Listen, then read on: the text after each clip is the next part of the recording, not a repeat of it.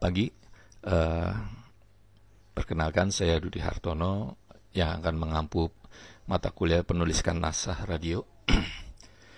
Ini kedua kalinya sebenarnya saya mengajar untuk kelas eh, IBN di Cawang gitu.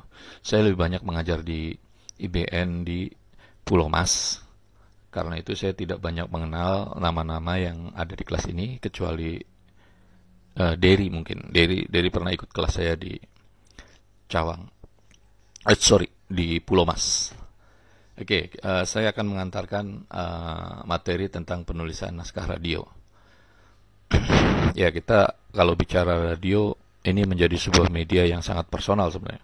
Banyak orang masih menggemari radio karena radio ya bisa didengar secara sepintas waktu dengan seraya mengerjakan tugas-tugas lain.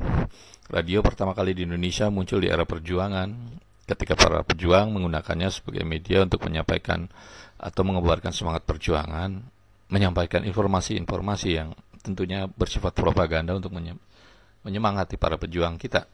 Tapi seiring waktu kemudian radio juga mulai mengembangkan diri menjadi media penyebar informasi pembangunan, hiburan, dan bahkan siaran niaga atau iklan. Karena salah satu sumber pendapatan utama radio adalah iklan.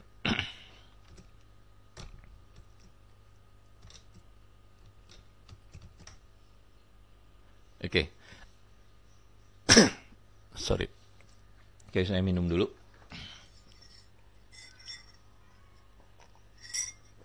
Oke. Kalau bicara tentang tugas pokok penulis naskah radio adalah sebenarnya tugasnya tentu saja menuliskan naskah berupa bermateri informasi atau menyiapkan topik siaran dan rundown acara. Ini tugas utamanya. Jadi kalian kalau mau jadi penulis naskah radio, ya punya kemampuan, kepekaan dalam memperhatikan tren yang sedang berkembang atau topik-topik yang sedang menjadi pembicaraan. Tapi ya itu on the script atau pada prakteknya. Seorang penulis naskah radio di beberapa radio juga acap kali diminta untuk membawakan acara, atau dia bisa saja menjadi pembawa acara atau announcer-nya, bahkan juga menjadi seorang produser dari acara tersebut.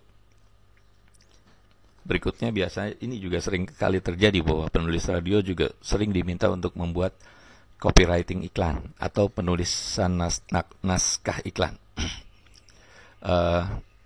Biasanya iklan-iklan yang ditulis adalah iklan-iklan jenis adlibs atau iklan yang dibacakan spontan oleh penyiarnya, tapi juga tidak menutup kemungkinan untuk membuat iklan-iklan filler gitu.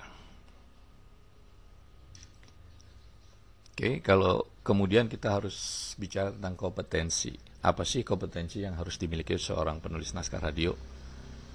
Yang pertama tentu saja bisa menulis. Menulis di sini tentu saja dia mengetahui tata bahasa, mengerti tentang SPOK, subjek, predikat, objek, keterangan gitu. Sehingga tulisannya bisa dimengerti oleh yang membaca maupun yang mendengar. Kemudian yang kedua juga yang tidak kalah pentingnya adalah mengenal dunia broadcasting, khususnya penyiaran. Kenapa? Karena radio ini punya karakteristik yang berbeda dengan media lainnya. Radio ini karakteristiknya adalah auditif atau didengar. Kekuatannya pada suara dan bunyi-bunyian. Radio mampu membangkitkan imajinasi dan mengembangkan theater of dream-nya. Ini penting bagi penulis naskah untuk membangkitkan imajinasi pendengarnya. Kemudian kompetensi berikutnya adalah soal pendidikan. Pendidikan minimal biasanya S1 untuk semua jurusan, tidak terpaku pada jurusan jurnalistik. Atau ada beberapa radio mungkin yang masih menerima syarat minimal pendidikan D3. Dan berikutnya yang tidak kalah penting adalah mampu mengoperasikan komputer tentu saja, menulis dalam Word, dan juga mengoperasikan internet. Karena ini zaman era revolusi 4.0, semua data ada di internet. Kalian harus menjelajah kemana-mana, mencari data, melihat perkembangan atau tren atau topik yang sedang banyak dibicarakan oleh. Kemudian yang terakhir,